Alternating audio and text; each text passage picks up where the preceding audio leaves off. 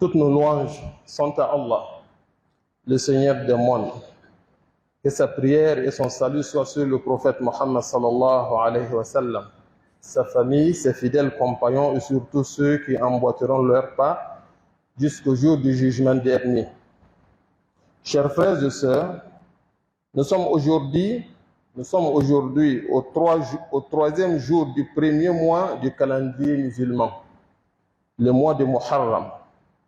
Nous remercions intensement Allah subhanahu wa ta'ala qui nous a accordé cette grande opportunité. Et nous lui prions de nous en accorder d'autres, qu'il nous aide à bonifier notre foi au fil des années. C'est le plus grand bien, une longévité conjuguée à la foi et à l'accomplissement des bonnes œuvres. Muharram contient des spécificités spirituelles. C'est l'objet de ce sermon. D'abord, notre prophète Mohammed sallallahu alayhi wa sallam a nommé Muharram le mois d'Allah. Cette appellation est un grand symbole. En réalité, tous les mois appartiennent à Allah subhanahu wa ta'ala.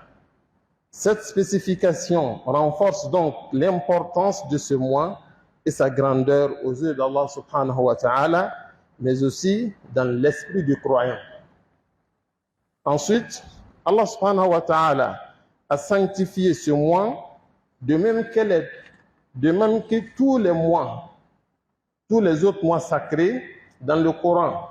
Lorsqu'il affirme le nombre du mois auprès d'Allah subhanahu wa ta'ala est de 12, conformément à la prescription d'Allah subhanahu wa ta'ala, le jour où il créa les cieux et la terre.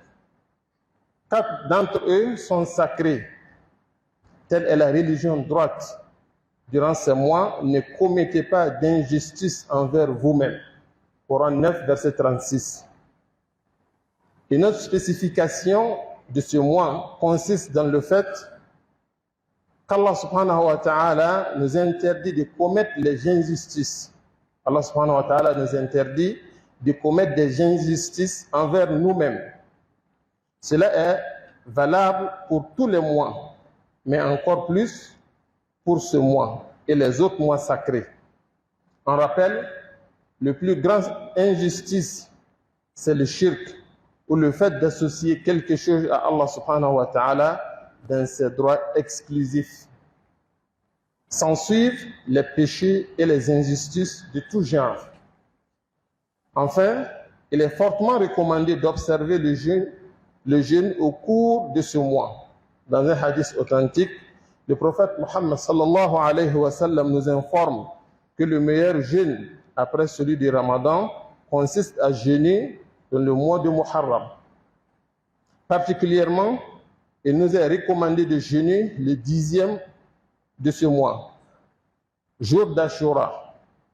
Questionné sur les mérites d'un tel jour, d'un tel jeûne, le prophète sallallahu alayhi wa sallam nous informait qu'il expie les péchés de l'année antérieure. Il faut signaler qu'il est recommandé de jeûner les 9e et 10e jours. qu'Allah nous bénisse.